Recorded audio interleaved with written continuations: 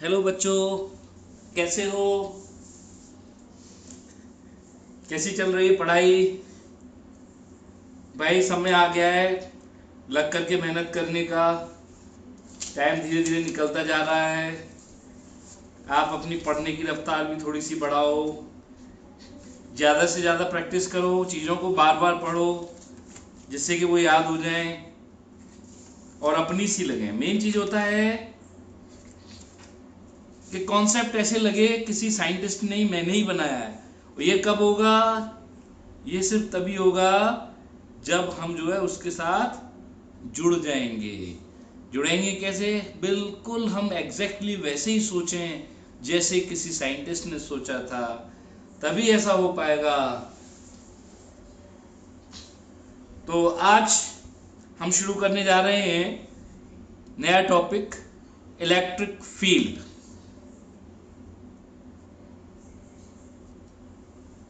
Electric field क्या है?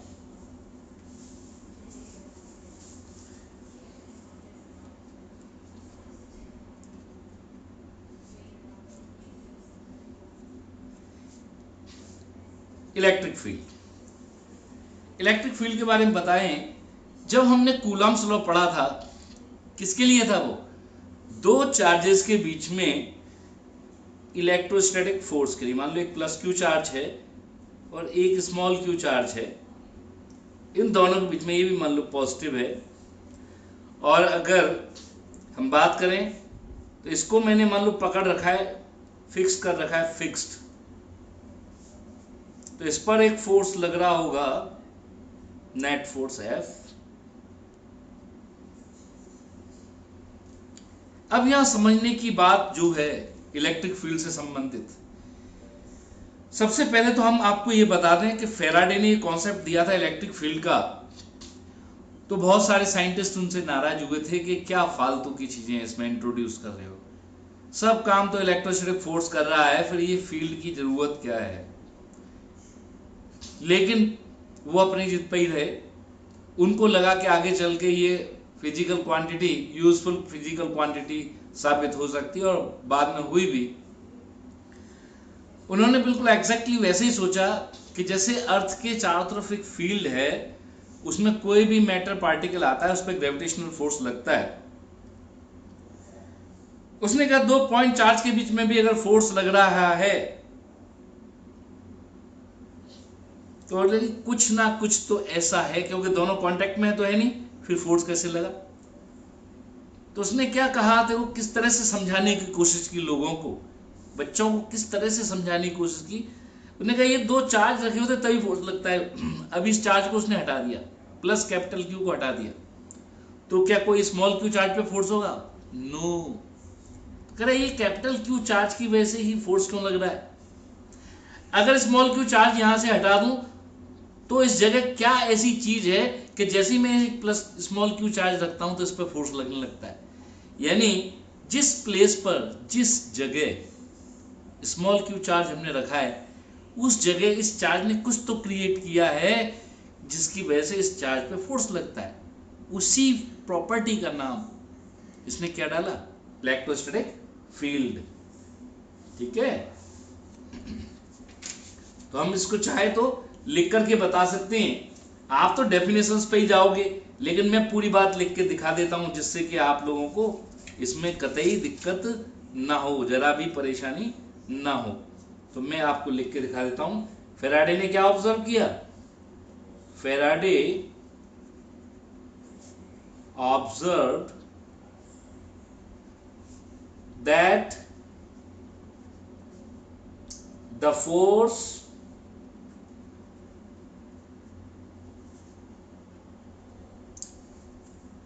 the force on small q plus q charge is possible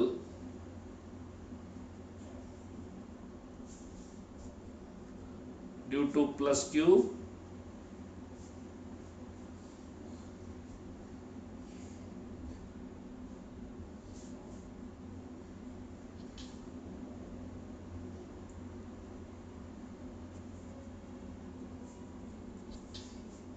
only if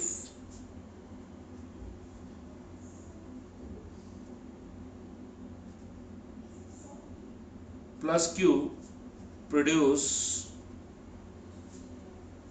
some invisible property at the place of small q।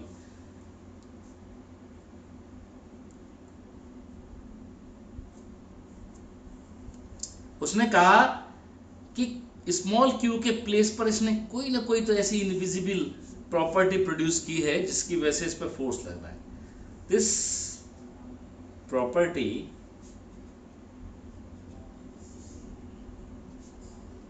was named as electric field by Faraday। लेकिन आपको मैं बता दूं, यहां पे जो सबसे इंपॉर्टेंट बात याद रखनी है, ये जो मैंने स्टेटमेंट दिया ये समझाने के लिए, जो वो सोच रहा था, ये कहीं आपको लिखना नहीं है, मेंशन नहीं करना है, सिर्फ मैंने आपको समझाने के लिए। तो ये भी आप no need to write it.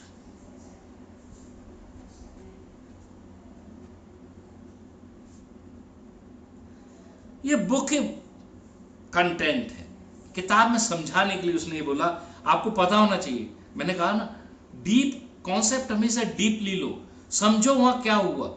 हम बिल्कुल वैसे ही सोचें जैसे कि साइंटिस्ट सोच रहा है, तभी हम जाकर के अपने कॉन्सेप्ट्स को इम्प्रूव कर सकते हैं।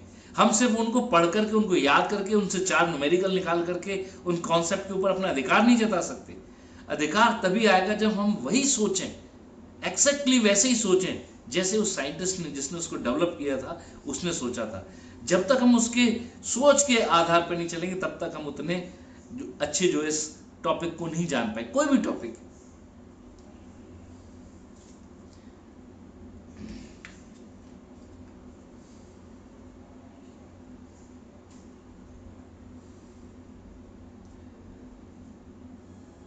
तो क्या था electric field? The property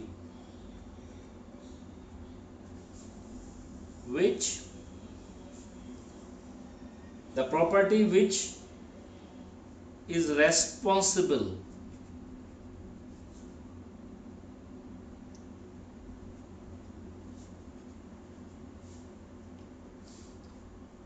to produce force on an electric charge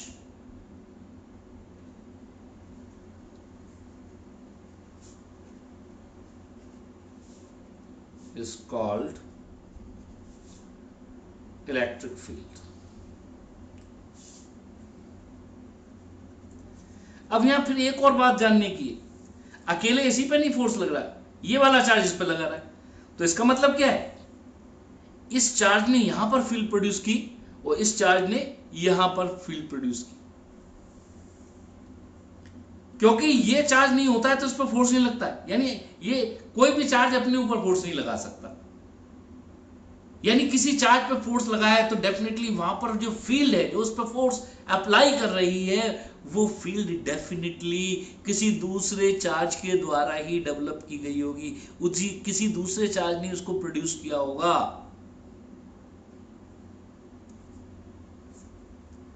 तो इसका मतलब क्या है? Therefore, force on Q is due to the field, या फील्ड का मतलब इलेक्ट्रिक फील्ड ही है, produced by plus Q, and force on plus capital Q is due to the field produced by plus small q। Capital Q charge जो field produce करेगा उसकी वजह से small Q charge पर force होगा, और small Q charge जो field produce करेगा उसकी वजह से कैपिटल क्यू चार्ज पर फोर्स होगा।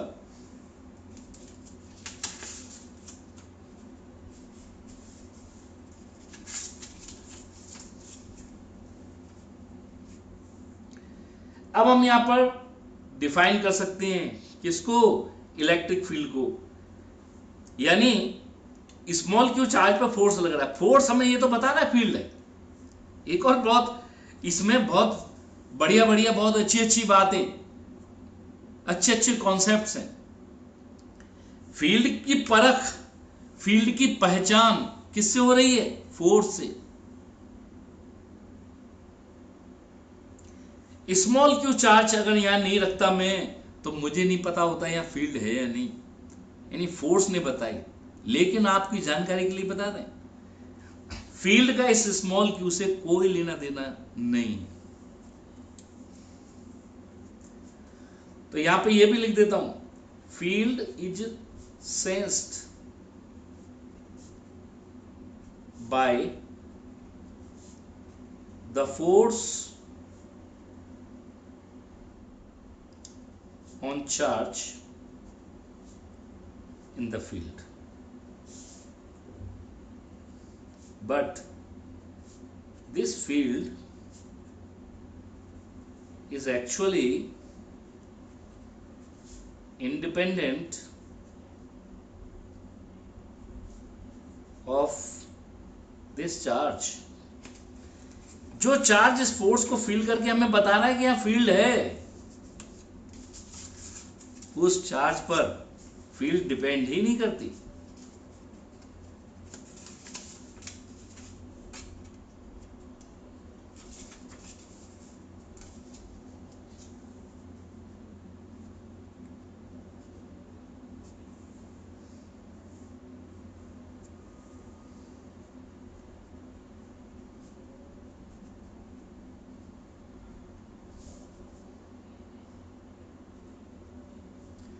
जो चार्ज उस फील्ड में फोर्स एक्सपीरियंस कर रहा है, फील्ड उस चार्ज पर डिपेंड ही नहीं करती है। ये बात जानने की है, बिल्कुल अकॉर्डिंग टू, अभी मैं एनसीईआरटी आपको बता रहा हूं। एनसीईआरटी की लैंग्वेज टफ क्यों है, वो बिल्कुल एग्जैक्टली उसके हिसाब से चलने की कोशिश करता है। जो एक्चुअल कॉन्सेप्ट है वो उसको सिंप्लीफाई करने की कोशिश नहीं करता है, इसलिए हमें टफ लगता है। लेकिन उसको समझना है, उसको छोड़ना नहीं है। उसकी जगह मालूम पड़ा उसने इलेक्ट्रिक फील्ड 1.5 पेज में दे रखी है, हमने 2 लाइन में उसकी डेफिनेशन याद कर ली, हम बड़े खुश हैं, हम तो इलेक्ट्रिक फील्ड के बारे में जानेंगे ना। जब तक नहीं जानोगे, जब तक हम उसकी छोटी छोटी बारीक बारीक बातें नहीं सीखेंगे, बिल्कुल फाइन कॉन्सेप्ट को जब तक हम टच नहीं करेंगे, तब तक हम इलेक्ट्रिक फील्ड के क्वेश्चंस, अच्छे क्वेश्चंस नहीं कर पाएंगे। एवरेज, बिलो एवरेज क्वेश्चंस किए जा सकते हैं। अब देखिए, तो इलेक्ट्रिक फील्ड की डेफिनेशन क्या होगी, देयरफॉर, क्योंकि हमने इतनी बात जो फैराडे ने करी वो सब देखा कि 2 चार्ज रखे हैं, दोनों के बीच, दोनों पे फोर्स लग रहा है। एक चार्ज को हटा देता हूं तो दूसरे चार्ज पे फोर्स नहीं लगता, या दूसरे को हटा देता हूं तो पहले चार्ज पे फोर्स नहीं लगता। तो इससे क्या साबित हो रहा है कि जो चार्ज है वो दूसरे चार्ज जहां पे रखा हुआ था उस प्लेस पे कोई ना कोई प्रॉपर्टी प्रोड्यूस कर रहा है, उस प्रॉपर्टी की वजह से वो चार्ज उसके साथ इंटरेक्ट करके फोर्स डेवलप कर रहा है। यही काम दूसरे के लिए हो रहा है, यानी जो चार्ज, पहला चार्ज है वो दूसरे के प्लेस पर प्रॉपर्टी प्रोड्यूस कर रहा है, यानी फील्ड प्रोड्यूस कर रहा है, उसी को हमने इलेक्ट्रिक फील्ड बोला है। और ये जो इलेक्ट्रिक फील्ड है वो इस चार्ज की वजह से, उस चार्ज पे जिस पे फोर्स लग रहा है उसकी वजह से, हाँ सेंस वही कर रहा है, सेंस हमें उसी चार्ज की वजह से हो रहा है। किस चार्ज की वजह से, इसकी वजह से। मान लो ये फोर्स एफ कौन फील कर रहा है, ये, लेकिन लग किसकी वजह से रहा है, ये।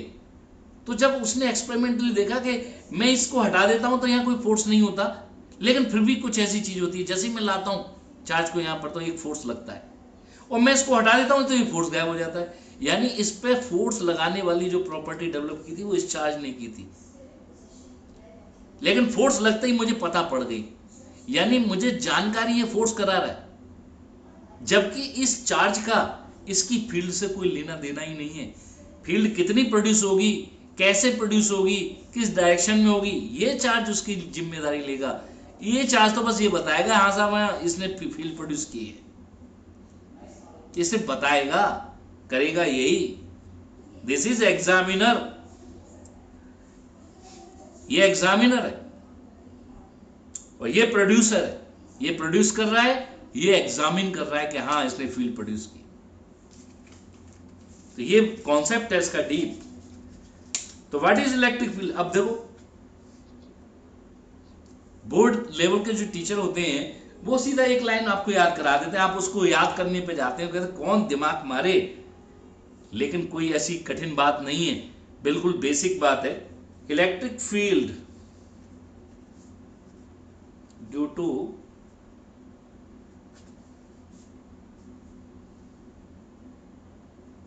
a charge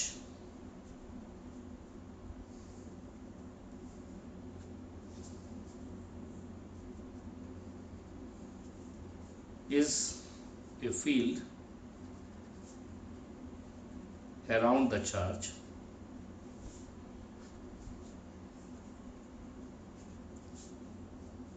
in which other charge experience से फोर्स।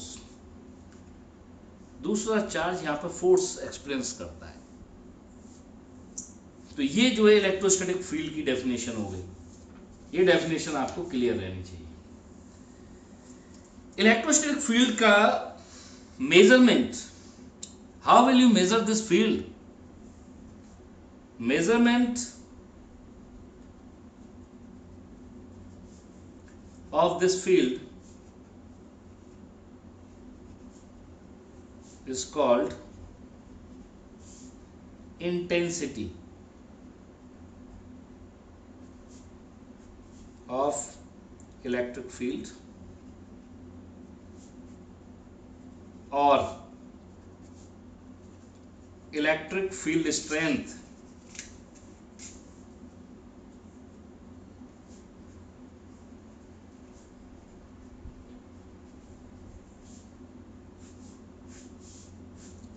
मेजरमेंट जो हो रहा है उसका नाम इंटेंसिटी ऑफ इलेक्ट्रिक फील्ड या इलेक्ट्रिक फील्ड स्ट्रेंथ है। फिर समझा देते हैं, समझने के लिए हमें उसी डायग्राम पर फिर से जाना पड़ेगा। इस तरह से वही एक चार्ज, पॉइंट चार्ज इसलिए ले रहा हूं क्योंकि पॉइंट चार्ज का ही अभी तक मैंने स्टडी किया है, कूलाम फोर्स वगैरह सब में पॉइंट चार्ज यूज किया है। तो अभी मैं बाकी चार्जेस के बारे में ज़्यादा कुछ नहीं जानता हूँ, ना मैंने आपको बताया है।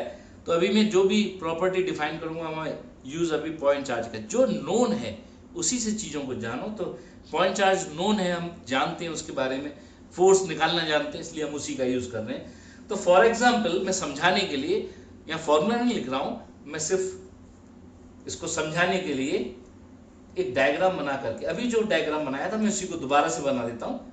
ये मान लो मैंने एक टेस्ट चार्ज बोल देते हैं इसको, विच इज ऑलवेज पॉजिटिव। अभी मैंने बताया था कि इसका जो इलेक्ट्रोस्टैटिक फील्ड है, इलेक्ट्रोस्टैटिक फील्ड है वो जो है प्रोड्यूस ये चार्ज कर रहा है। लेकिन हमें कैसे पता पड़ रहा है कि फील्ड प्रोड्यूस हो रहा है? कैसे पता पड़ रहा है? कौन बता रहा है? फोर्स, इस पे लगने वाला फोर्स। अगर ये चार्ज नहीं रखता, फील्ड है, दिक्कत क्यों हो रही है? ऐसा क्यों करना पड़ रहा है? मुझे ये क्यों लगाना पड़ रहा है? फील्ड इसने प्रोड्यूस किया, उससे चेक कर रहा हूं। कारण फील्ड कभी दिखाई नहीं देता। अरे चार्ज नहीं दिखाई देता, बॉडी दिखाई देती, जिस बॉडी पर चार्ज है वो बॉडी दिखाई देती है, लेकिन चार्ज नहीं दिखाई देता।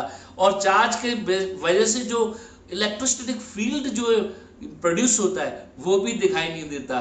तो चूंकि ये विजिबल नहीं है, इसलिए इनको समझने के लिए हमें कोई ना कोई ऐसी प्रॉपर्टी डेवलप करनी पड़ती है जो कि शो करे कि हाँ यहाँ कुछ है। तो जैसे मैंने दूसरा चार्ज रखा, उस पर फोर्स लगा, वो फोर्स ही मुझे बता रहा है। लेकिन हम भी आपने क्या बताया कि जो इलेक्ट्रोस्टैटिक फील्ड है वो इस चार्ज पर डिपेंड नहीं करता। तो इसको डिफाइन करने के लिए फिर फिर फैराडे ने सोचा कि कैसे बताएं लोगों को कि इलेक्ट्रिक फील्ड क्या है, तो उसने कहा ठीक है, इस चार्ज को एक रेफरेंस चार्ज कर देता हूं, कह देता हूं यूनिट पॉजिटिव चार्ज। तो इलेक्ट्रोस्टैटिक फील्ड स्ट्रेंथ क्या थी? इट इज, या पूरी बात लिख देते हैं,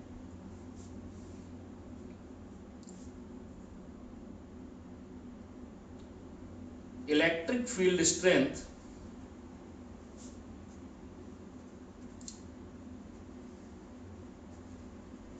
due to a charge at a point, ध्यान रख लेना एक पॉइंट पर होगी, इज डिफाइंड as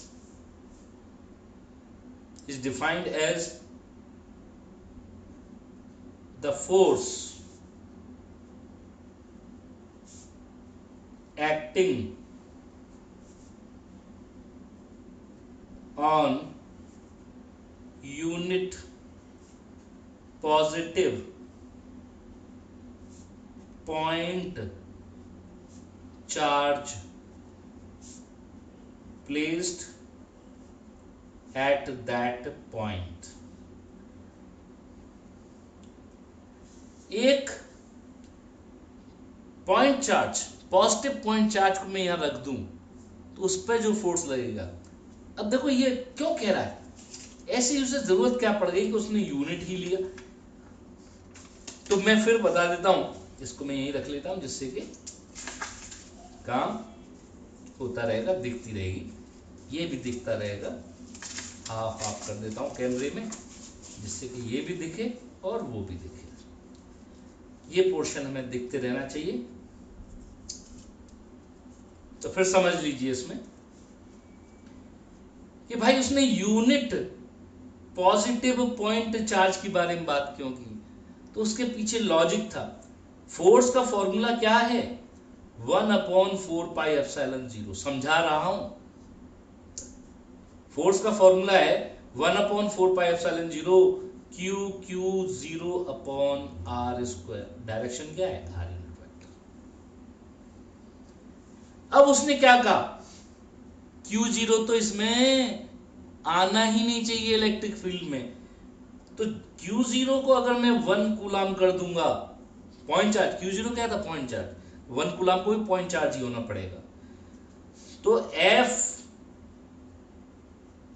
का नाम ही क्या हो जाएगा फिर? E, तो E क्या हो जाएगा? 1/4πε0 Q/r² into r unit vector, ये हो जाएगा। तो हमें दिख रहा है कि इलेक्ट्रिक फील्ड जो है फोर्स ही है, लेकिन उसमें एक ही चार्ज आ रहा है, दूसरा चार्ज जिस चार्ज की वजह से लिया था, क्यू क्या है? सोर्स चार्ज, इस चार्ज का नाम है सोर्स चार्ज, और दूसरे चार्ज जो सेंस कर रहा था उसका नाम क्या डाल देते हैं? Test charge. ये टेस्ट चार्ज है और ये सोर्स चार्ज है, तो इसमें सोर्स चार्ज आएगा, टेस्ट चार्ज यहां पे क्या हो जाएगा? डिसअपियर हो जाएगा, गायब हो जाएगा। तो अब अगर मैं लिखना चाहूं F = तो Q0 के अलावा जो भी है उसका नाम क्या है? Electric field. तो इलेक्ट्रिक फील्ड = क्या हो जाएगा? F/Q0।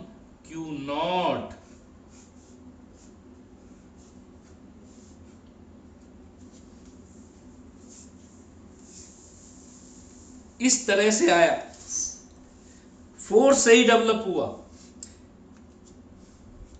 तो F/Q0, therefore फोर्स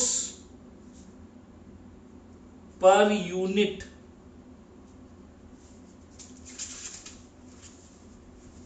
फिर देख लीजिए दोबारा से, इलेक्ट्रिक फील्ड, क्योंकि Q0 को जैसे ही मैंने क्या किया? 1 किया, तो इलेक्ट्रिक फील्ड आ गया, और इलेक्ट्रिक फील्ड की ये जो वैल्यू मैंने इसमें उठा के रखी, तो F = Q0 E आया, या E is equal to F upon Q nought. कुछ लोग डायरेक्ट ही इसको लिख देते हैं थ्योरेटिकली यूनिट चार्ज पर लगने वाला फोर्स। तो Q0 चार्ज पे फोर्स कितना लगता है, F। सेकेंड मेथड भी है,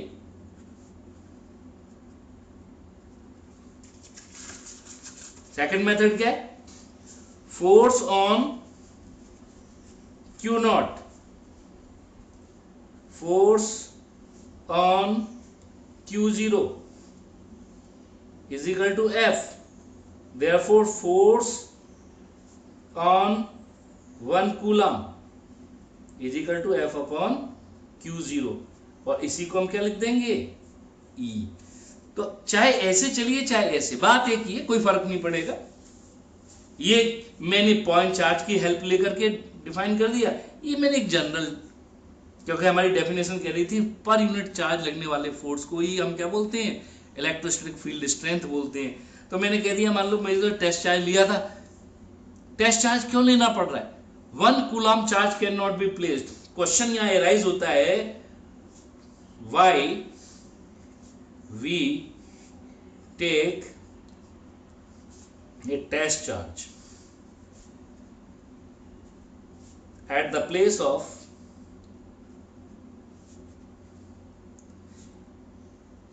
1 कूलम पॉइंट चार्ज। जहां 1 कूलम पॉइंट चार्ज चाहिए था, मैंने टेस्ट चार्ज क्यों लिया, ये क्वेश्चन एराइज हो जाता है कि भाई मुझे चाहिए तो था क्या, 1 कूलम चार्ज, और मैंने लिया क्या है, सिर्फ टेस्ट चार्ज। तो मैं टेस्ट चार्ज की जगह 1 कूलम पॉइंट चार्ज क्यों नहीं ले रहा। आंसर है इसका, सीधा सीधा आंसर है, because 1 coulomb charge can never be placed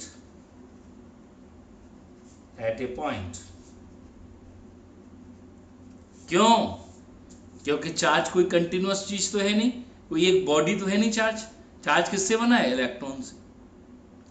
बहुत सारे चार्ज पार्टिकल वहां मौजूद हैं, और 1 कूलम चार्ज को रखेंगे एक पॉइंट पर, तो उनके बीच में, एक दूसरे पार्टिकल के बीच में इतना जबरदस्त इलेक्ट्रोस्टैटिक रिपल्सिव फोर्स डेवलप होगा कि सारे पार्टिकल दूर दूर भाग जाएंगे। इसलिए हम बहुत छोटा सा चार्ज लेके चलते हैं।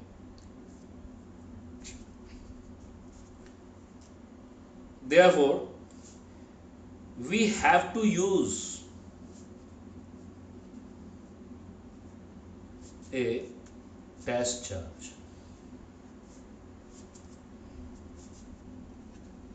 हमें टेस्ट चार्ज यूज करना ही पड़ेगा, which is named as Q nought. ये क्लियर हो गया होगा कि हमने इसको क्यों लिया। तो हमारे पास दो मेथड, कोई भी मेथड हम ले तो यहां पर जाके काम खत्म हो जाता है। जैसे ही, यानी कुल मिलाकर के डेफिनेशन के बाद बच्चे सीधे E is equal to F upon Q nought ही लिख देते हैं। बोर्ड में इतने से ही काम चल जाता है। मैंने इतना चीज इसलिए बताई जिससे कि कॉन्सेप्ट आपका जो है क्लियर हो जाए। अब दूसरी चीज आती है, what is the unit. Unit of intensity of electric field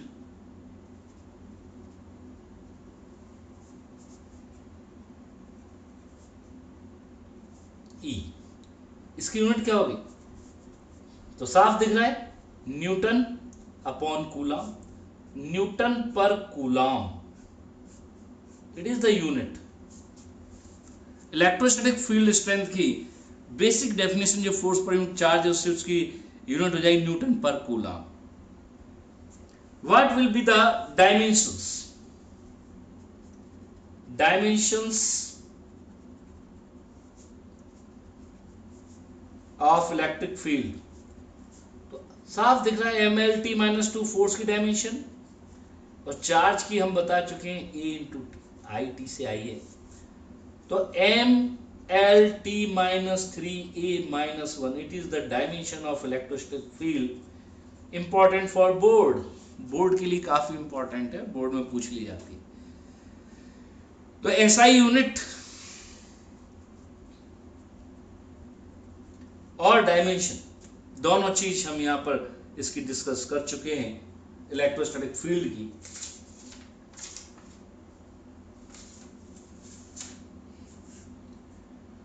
अब जरा हम डायरेक्शन के बारे में और बात करते हैं।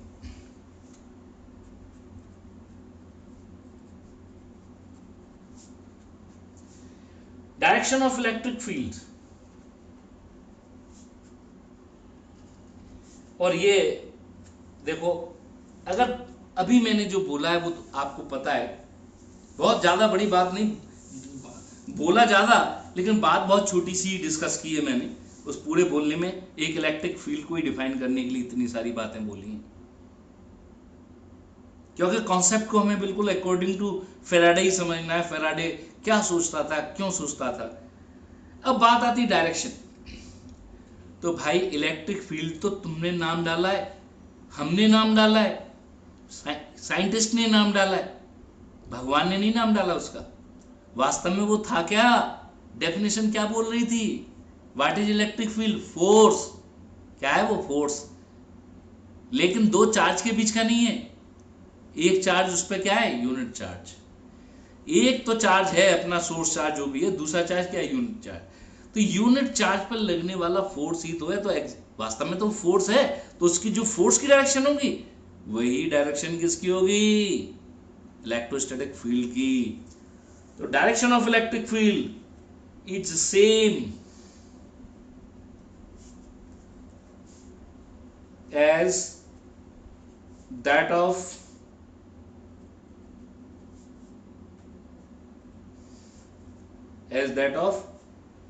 the direction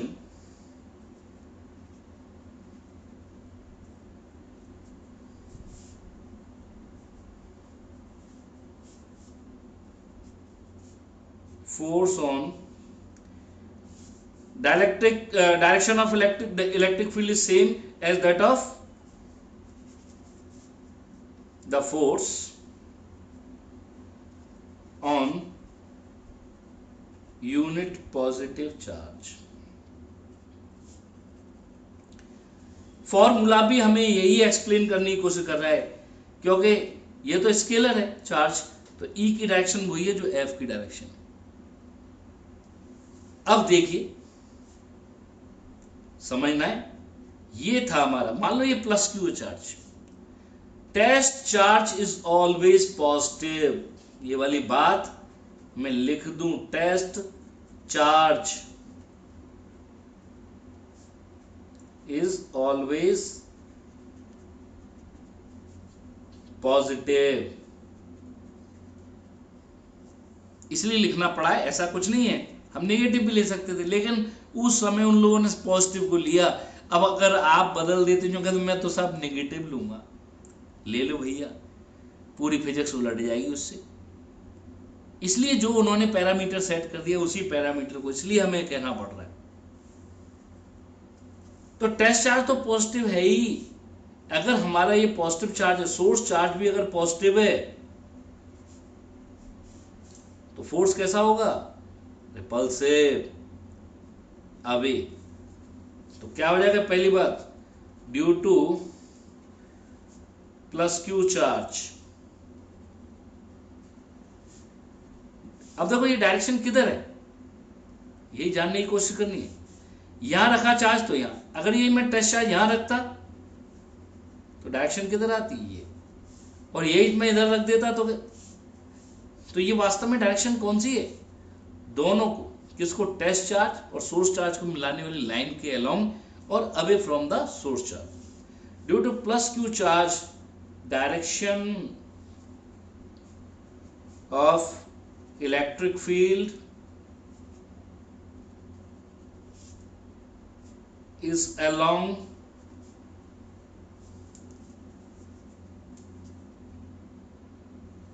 the line joining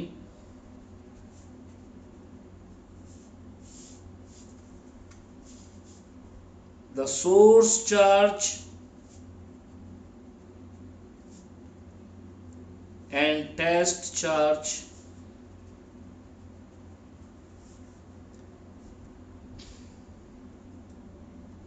and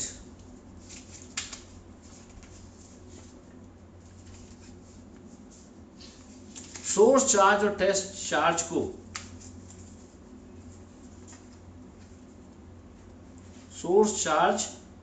test charge को ज्वाइन करने वाली लाइन के अलोंग है and directing away from the plus q charge. Direction जरूर लिख लेना। डायरेक्शन क्या है? अवे, इस प्लस क्यू चार्ज से अवे, दूर, क्योंकि ये कैसा फोर्स दे रहा है? रिपल्सिव। तो हम फोर्स से निकाल लेंगे तुरंत डायरेक्शन। अब इस डायरेक्शन का एक और नाम है शॉर्ट में, इतना लंबा लिखेंगे डायरेक्शन। तो कह रहा है अगर ये प्लस क्यू चार्ज है, अगर मैं चारों तरफ पॉइंट लेता हूं उतनी डिस्टेंस पर, तो मैं देख रहा हूं इसके चारों तरफ क्या बन रहा है? एक सर्किल, डिस्टेंस वही है, और ये बाहर की तरफ है, रेडियस के अलोंग है और बाहर की तरफ है। तो it is called radially outward. इस डायरेक्शन का नाम क्या है? Radially outward. सिमिलरली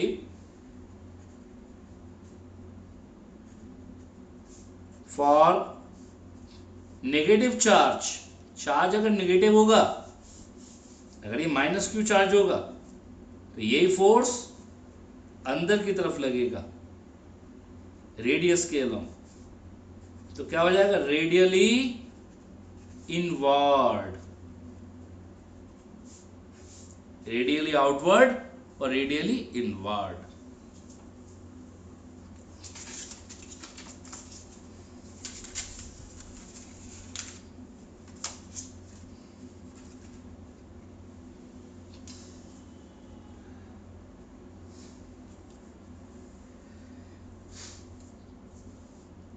तो हम इसके बारे में काफी कुछ जान गए, पॉजिटिव और नेगेटिव के बारे में।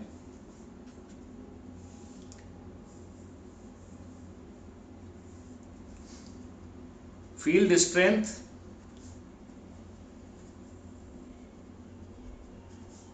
Due two point charge, formula याद रहना चाहिए, हालांकि मैं पहले लिखवा चुका हूं। पॉइंट चार्ज की वजह से क्या होगा? E is equal to F upon Q naught, वही फॉर्मूला। और F क्या था? 1/4πε0 Q naught upon R square R, unit vector. तो E is equal to F upon Q naught से जैसे ही डिवाइड करूंगा तो क्या बचेगा? 1/4πε0 क्यू अपॉन आर स्क्वायर। फॉर्मूले की जरूरत पड़ेगी, इसलिए मैंने इसको लिखा है।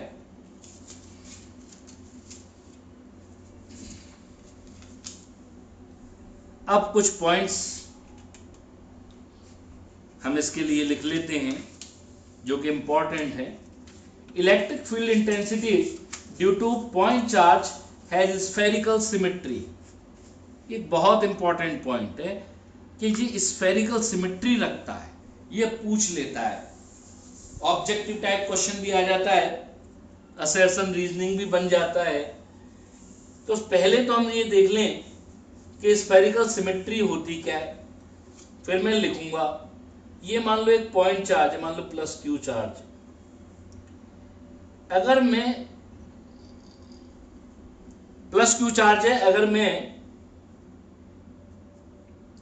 आर डिस्टेंस पर पॉइंट एज्यूम करूं, एक प्लस क्यू चार्ज है, आर डिस्टेंस पर चारों तरफ, तो ऐसी कौन सी ज्योमेट्री मुझे मिलने वाली है? 3 dimensional geometry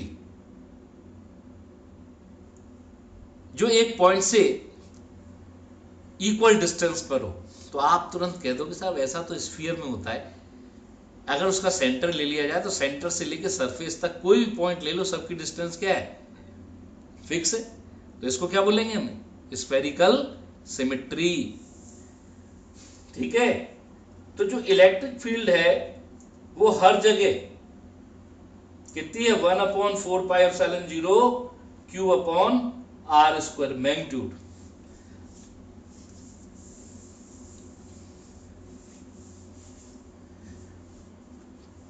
since electric field intensity has same magnitude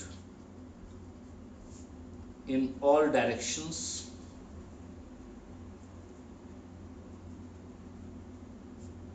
from source charge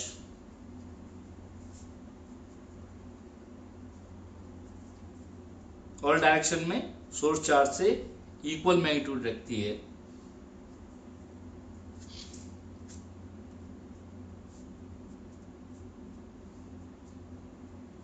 in all directions from source charge at equal distance या at same distance।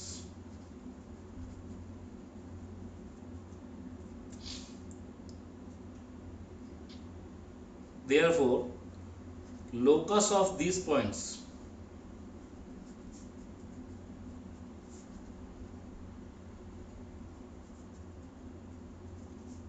will be a sphere। ये थोड़ी सी मैंने लैंग्वेज जो एक्चुअल होनी चाहिए वो लिख दी है। अब हम इसको reverse, that is electric field intensity has for point charge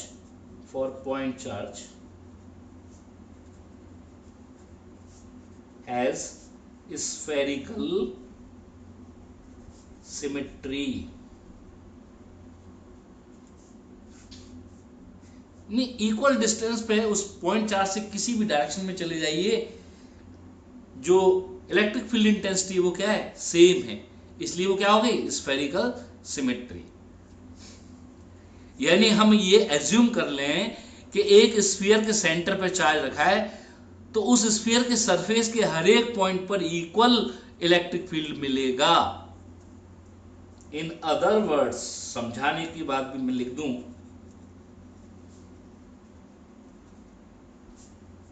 if a point charge is placed at the center of a sphere, then magnitude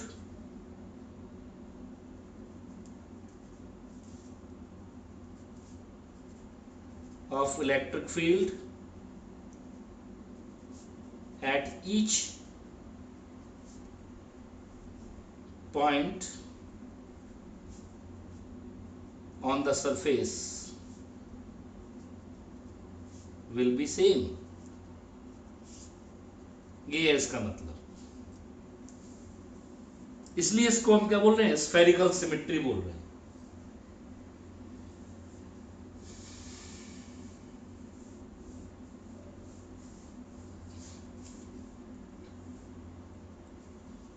यानी इसके चारों तरफ अगर हम एक स्फीयर एज्यूम कर लें, तो हर जगह इलेक्ट्रिक फील्ड की वैल्यू यही आएगी जो मैंने यहां लिखी, हर पॉइंट पर वही होगी, हर डिस्टेंस r होगी, तो ये वैल्यू भी क्या होगी, सेम होगी।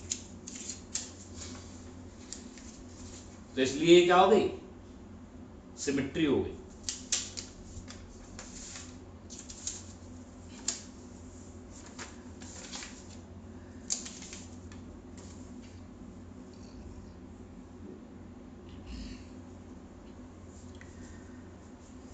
अब एक और बात हम बता दें, इलेक्ट्रिक फील्ड से संबंधित जो भी हमने आपको कॉन्सेप्ट बताया था, E = F/Q0।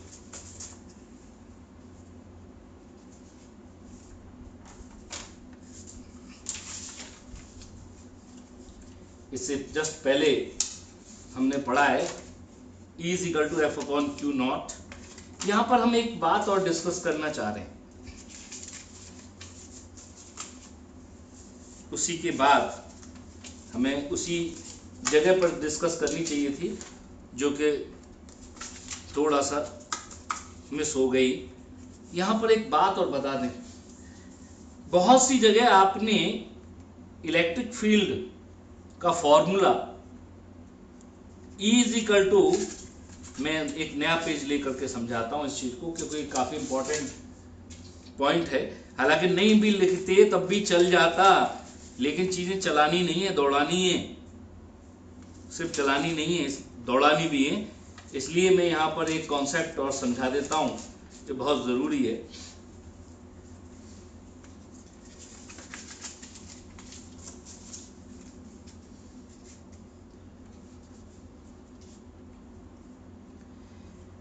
ये इंपॉर्टेंट बात है जो कि वहीं पर बतानी चाहिए थी।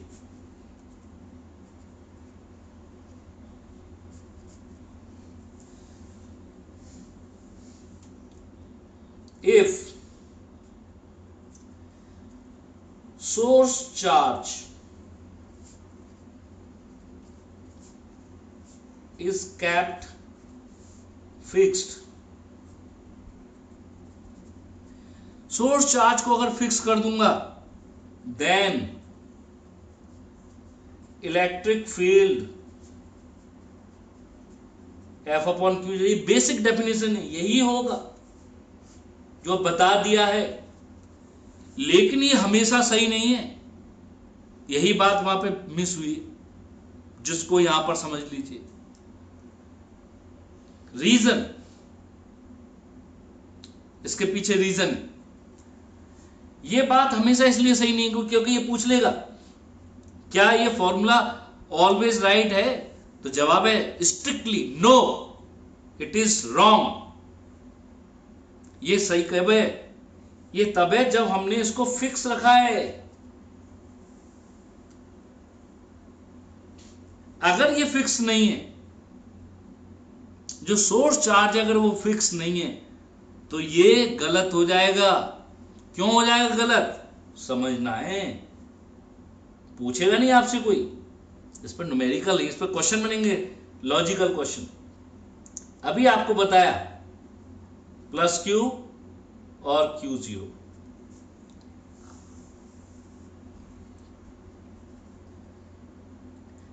प्लस क्यू की वजह से इस पे फोर्स लग रहा है, तो ये भी तो इस पे फोर्स लगा रहा है। जितना फोर्स ये इस पे लगा रहा है उतना ही फोर्स इस पे लगा रहा है। अगर ये फिक्स्ड है तो ये फोर्स क्या हो जाएगा? नलीफाई हो जाएगा। If source charge is free, अगर सोर्स चार्ज फ्री है तो क्या होगा? then the force on source charge due to test charge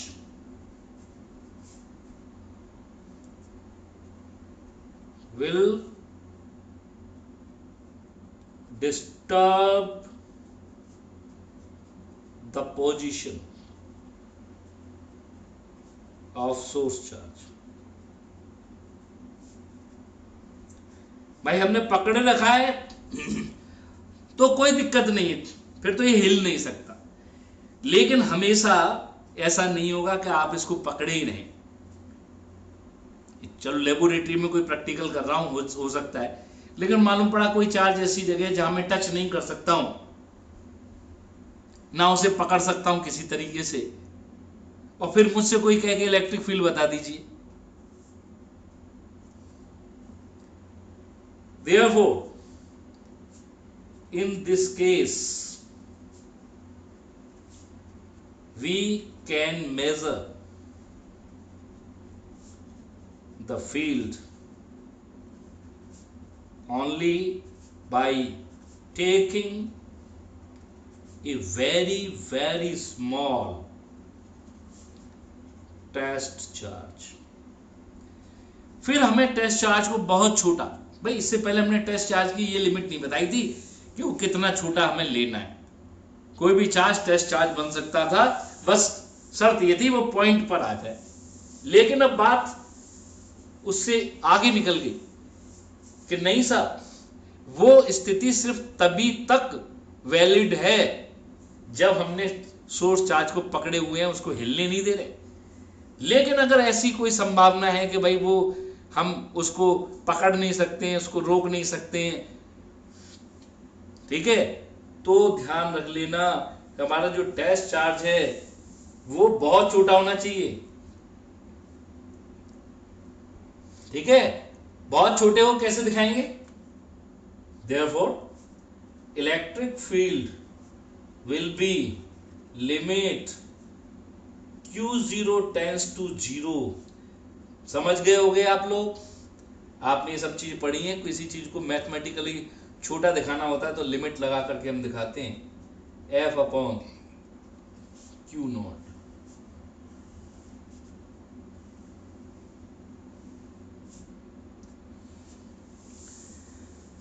बहुत से बच्चे पूछते हैं कि सर ये फॉर्मूला सही है या ये फॉर्मूला?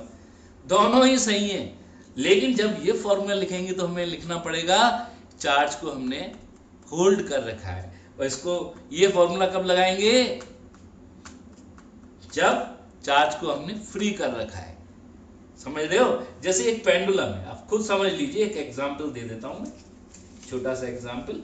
ये पेंडुलम है, इस पे मैंने एक सोर्स चार्ज है, वो ऐसे ही लटका हुआ है, नहीं पकड़ा हुआ है, लटका हुआ है। अगर मैं यहाँ टेस्ट चार्ज रखता हूं तो आपको मालूम है ये टेस्ट चार्ज, अगर ये प्लस है, टेस्ट चार्ज तो हमेशा ही प्लस होता है, तो इसको थोड़ा सा पीछे की तरफ डिस्प्लेस कर देगा, तो यहाँ इलेक्ट्रिक फील्ड क्या हो जाएगी? घट जाएगी, क्योंकि ये दूर हो गया। तो E measured will be less than E actual, actual से छोटी हो जाएगी। और वहीं अगर ये नेगेटिव चार्ज है, माइनस क्यू चार्ज होता, फिर में ये टेस्ट चार्ज आता जो कि हमेशा ही पॉजिटिव होता है, तो ये अट्रैक्शन की वजह से थोड़ा इधर आ जाता है। यानी इस केस में E measured will be greater than magnitude wise, magnitude की बात कर रहे हैं, E एक्चुअल। इसलिए Q0 को इतना छोटा करो कि मेजर्ड और एक्चुअल में कोई डिफरेंस ज्यादा ना हो, इसलिए हमने ऐसा लिखा है। ठीक है, तो इलेक्ट्रिक फील्ड का जो कॉन्सेप्ट है वो काफी क्लियर हो जाना चाहिए इस हिसाब से।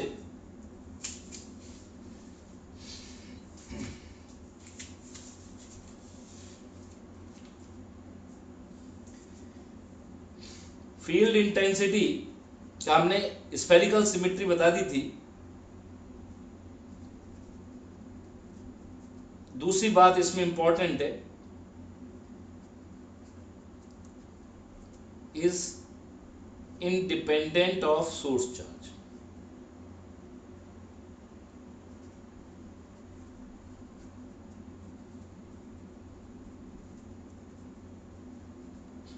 सोर्स चार्ज पे से इसका कोई लेना देना नहीं होता। ये वाली बात पहले ही बता दी, दोबारा भी मैं बोल दी इसीलिए।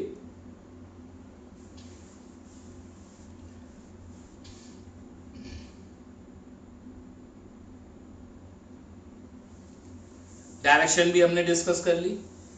अब एक पॉइंट और इसमें बचा है, फिजिकल सिग्निफिकेंस। सबसे बड़ी बात यही है, इसके ऊपर काफी साइंटिस्टों के बीच में काफी चर्चा का विषय रहा कि भाई अननेसेसरी काय को हमारे ऊपर एक और इतने सारी चीजें पढ़ रहे हैं, एक नया टॉपिक और आपने इंट्रोड्यूस कर दिया। तो फिर ऐसी चीज के लिए हमें फिजिकल सिग्निफिकेंस पढ़ना ही चाहिए कि भाई वास्तव में कुछ काम का था या नहीं। तो initially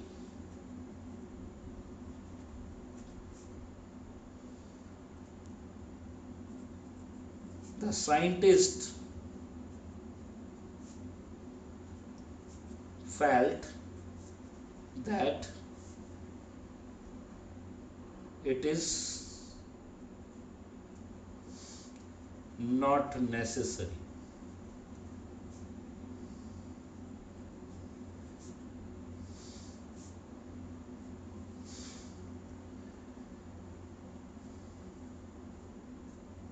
For study.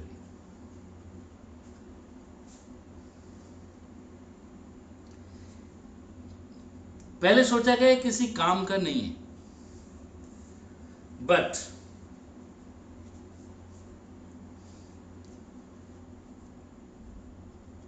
it shows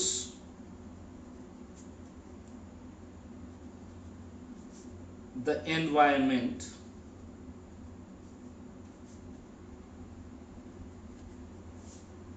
around. कौन सा environment? Electric, electrostatic, electrostatic environment around a charge. Charge के चारों तरफ एक इलेक्ट्रोस्टैटिक जो एनवायरमेंट था उसको शो करने के लिए ये जरूरी था।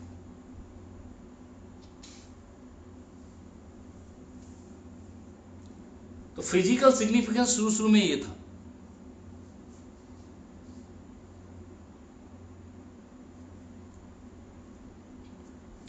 बट ये तो हो गया।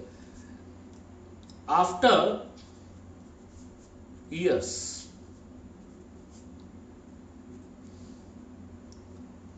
when electromagnetism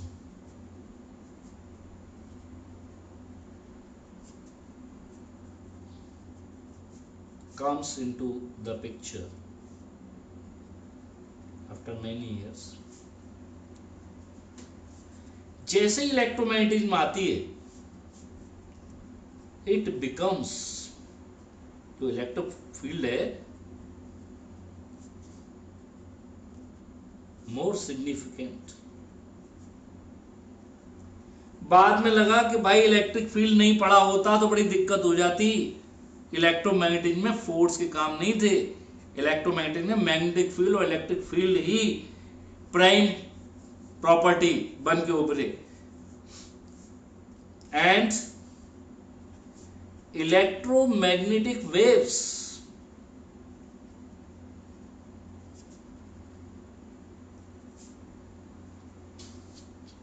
cannot be studied without this concept, यानी इलेक्ट्रिक फील्ड। तो बाद में हमें मालूम पड़ा कि ये कितना महत्वपूर्ण पॉइंट था। शुरू शुरू में तो ऐसा लगा कि फालतू में पता नहीं क्या फेराडे के दिमाग में आया और उन्होंने यार ये कर दिया। फिर लोगों ने कहा चलो आ ही गया है तो ठीक है, चलो एक बात तो ये बता ही रहा है कि किसी चार्ज के चारों तरफ एक फील्ड है, एक इलेक्ट्रिक एनवायरनमेंट क्रिएट हो रहा है, उसको बता रहा है, उतने में संतुष्ट। लेकिन जैसे ही हमारी स्टडी आगे बढ़ी, हम मैग्नेटिज्म की तरफ आए, इलेक्ट्रोस्टैटिक्स से इलेक्ट्रोडायनेमिक्स की तरफ आए, और फिर उसके बाद मैग्नेटिज्म, और दोनों कंबाइंड होकर के जब इलेक्ट्रोमैग्नेटिज्म के इक्वेशन डेवलप हुए, जिसमें फ्रेम से जब हम इनको एक्सप्लेन करने लगे तो देखा कि इलेक्ट्रिक फील्ड एक बहुत बड़ी प्रॉपर्टी की तरह उभर के आने लगा कि फोर्स सेकेंडरी है, प्राइमरी चीज इलेक्ट्रोस्टैटिक फील्ड है। और फिर इलेक्ट्रोमैग्नेटिक वेव, मैक्सवेल ने जब इक्वेशन लिखी तो वहां फोर्स नहीं था, वहां इलेक्ट्रिक फील्ड और मैग्नेटिक फील्ड वेक्टरों का ही काम हुआ था, इक्वेशन सारे उसी से आए थे। तो ये बात फिर आज की तारीख में इलेक्ट्रोस्टैटिक फील्ड इलेक्ट्रोस्टैटिक फोर्स से ज्यादा इंपॉर्टेंट बात हो गई। तो इसका फिजिकल सिग्निफिकेंस आज उस जमाने की कंपैरिजन में बहुत ज्यादा, कई गुना ज्यादा हो गया। ठीक है, तो इस तरह से ये फिजिकल सिग्निफिकेंस हो जाता है। तो इसके बाद अब हम इसके कुछ न्यूमेरिकल्स या कुछ छोटे छोटे क्वेश्चंस करने की कोशिश करते हैं। पहले छोटे क्वेश्चंस कर लेते हैं। A charge of plus 80 microcoulomb is held at a point in the space, what will be the intensity of electric field at 2 metre apart? तो ये बिल्कुल सिंपल है, F is equal to E is equal to F upon Q naught, और point charge के लिए ये formula क्या हो जाता है 1 upon 4πε0 Q upon R square. यहां पर सिर्फ मैग्नीट्यूड ही निकाल सकते हैं क्योंकि उसने यूनिट वेक्टर निकालने के लिए या वेक्टर निकालने के लिए हिंट क्वेश्चन में ही होता है। क्वेश्चन में सिर्फ मैग्नीट्यूड्स के ही दिए, ना कोई डायरेक्शन के बारे में कोई ज्ञान है ना और कुछ उसने दे रखा है। तो सॉल्यूशन में हम सिर्फ इतना करेंगे कि सिर्फ इसका मैग्नीट्यूड निकालेंगे, 9 × 10⁻⁹, क्यू कितना है plus 80 micro coulomb minus 6 upon 2 square. तो हम देख रहे हैं कि ये 4 हो गया 20, 180 × 10⁻³ या 1.8 × 10⁵ न्यूटन पर कूलम। ये बिल्कुल बेसिक क्वेश्चन, बोर्ड में भी एक नंबर से ज्यादा की इसके वैल्यू नहीं हो सकती। अब दूसरा देखें, a point charge is placed at the origin if X axis shows the distance of point from the positive point charge. वो क्या कह रहा है इस क्वेश्चन में,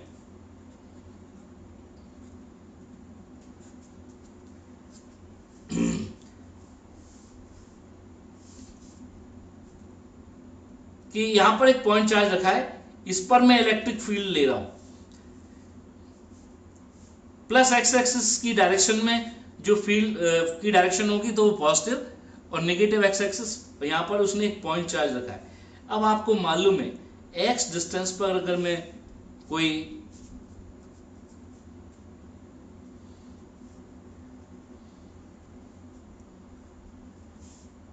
पॉइंट ले लेता हूं तो Q upon x square, direction चूंकि यही होगी आई डायरेक्शन, और इसी डायरेक्शन को क्या ले रहा है पॉजिटिव, और यही पॉइंट में अगर माइनस एक्स पॉइंट पर ले लेता हूं तो इसकी नेगेटिव माइनस आई। तो इधर तो पॉजिटिव डायरेक्शन है, पॉजिटिव डायरेक्शन को ऊपर दिखाना है और नेगेटिव डायरेक्शन को नीचे, और ई का जो मैग्नीट्यूड है वो 1 अपॉन एक्स स्क्वायर, यानी कुछ इस तरह से तेजी से आता हुआ होगा, और यही काम इधर होता हुआ होगा लेकिन नेगेटिव में। तो ये इसका ग्राफ हो गया। ग्राफ के बारे में पूछ रहा था कि अगर इलेक्ट्रिक फील्ड और एक्स में ग्राफ ड्रॉ करना है तो किस तरह का ग्राफ आएगा। तो 1 अपॉन एक्स स्क्वायर का ग्राफ इस टाइप से होता है, डिक्रीजिंग, एक्स जीरो रखते क्योंकि पॉइंट चार्ज है तो एक्स की कोई फाइनाइट वैल्यू तो होगी नहीं, जीरो पे ई क्या हो जाएगा इनफाइनाइट, तो यानी इनफाइनाइट से आता हुआ दिखना चाहिए। X is equal to infinite पे इसकी वैल्यू जीरो हो जाएगी, यानी दोनों एक्सिस को कहीं टच नहीं करना चाहिए ग्राफ, यही इसकी खासियत है। तो डायरेक्शन जिस हिसाब से उसने लिए, अगर वो ये वेक्टर बदलता तो ये हो सकता है नीचे बन जाता है, ये ऊपर बन जाता। तो ये डायरेक्शन आपको देखना है, प्लस और माइनस साइन के लिए वो क्वेश्चन में उसने कह रही है direction of field along x axis, x x plus x axis के अलोंग पॉजिटिव। तो मैं जब पॉजिटिव एक्स एक्सिस पर पॉइंट लेता हूं तो उसकी फील्ड की डायरेक्शन भी प्लस एक्स की डायरेक्शन में आती है, इसलिए इधर का फील्ड पॉजिटिव यानी ये ऊपर दिखा है, और इधर लेता हूं तो नेगेटिव आता है क्योंकि फील्ड फोर्स जैसी पॉइंट इधर लूंगा फील्ड इधर आएगा। इस डायरेक्शन को उसने नेगेटिव लिया तो मैंने इसलिए इसको उल्टा बनाया वो उसी ग्राफ। एक और छोटा सा क्वेश्चन है, इसको और ले लेते हैं तो ये कंप्लीट हो जाएगा। Electrostatic field, A charge plus Q is placed eight a point x0 y0। अब ये थोड़ा सा वेक्टर से रिलेटेड है, वो कह रहा है इलेक्ट्रिक फील्ड का वैल्यू रख दो पोजीशन वेक्टर्स के टर्म में। चूंकि हम ये सब चीजें हम कहाँ पढ़ चुके हैं कूलॉम्स लॉ में, तो हमें इसमें दिक्कत नहीं होनी चाहिए। तो जो आर वेक्टर है आपको मालूम है, आर वेक्टर क्या होगा R2 माइनस R1 या R2 minus R1।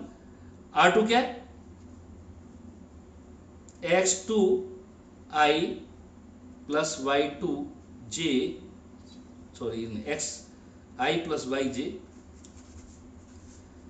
xi plus yj minus x0i plus y0j।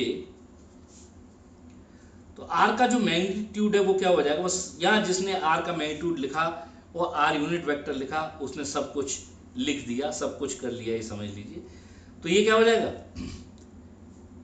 अगर हम इसके मैग्नीट्यूड की बात करेंगे तो आई वाला, आई में क्या था, x माइनस एक्स जीरो का square plus y minus Y zero का स्क्वायर। वैसे भी आप कोऑर्डिनेट ज्योमेट्री से भी जानते हो कि दो पॉइंट के बीच की डिस्टेंस यही होती है। तो इलेक्ट्रिक फील्ड हम कैसे लिखेंगे, k q अपॉन इसका स्क्वायर करेंगे तो क्या आएगा, x minus x zero square plus y minus Y zero square. और फिर डायरेक्शन और लिखनी पड़ेगी, और डायरेक्शन में हमें क्या करना पड़ेगा, यूनिट वेक्टर। इसका यूनिट वेक्टर क्या होगा, x minus x zero I plus Y minus Y zero J, और यूनिट वेक्टर के लिए क्या करना पड़ता है, इसके मैग्नीट्यूड से डिवाइड करना पड़ता है।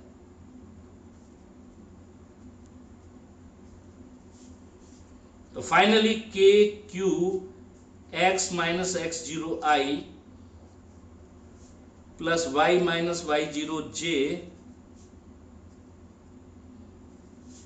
Upon X minus x zero square plus Y minus Y zero square की होल पावर 3/2,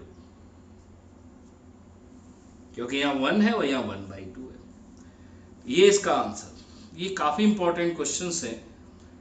तो आज के लिए इलेक्ट्रिक फील्ड, इस वीडियो को आप एक बार से ज्यादा देखें, क्योंकि कुछ बातें इसमें बिल्कुल आसान नहीं है, उनको हम आसान की श्रेणी में नहीं रख सकते हैं।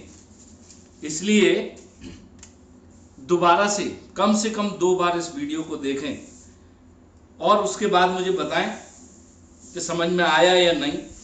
अगर बच्चों के क्वेरीज आते हैं कि कोई पोर्शन इसका समझ में नहीं आया है, कोई पॉइंट नहीं आया, तो मैं उसके लिए अलग से भी वीडियो डाल सकता हूं। तो आज के लिए इतना काफ़ी है। Thank you very much. और आप सब्सक्राइब करें, पहली बार देख रहे हैं तो सब्सक्राइब करें, बेल आइकन दबाएं, लाइक करें, और डाउट है तो मेरा मोबाइल नंबर, व्हाट्सएप नंबर आपको दिख रहा होगा, इस पर आप व्हाट्सएप कर सकते हैं। Thank you very much.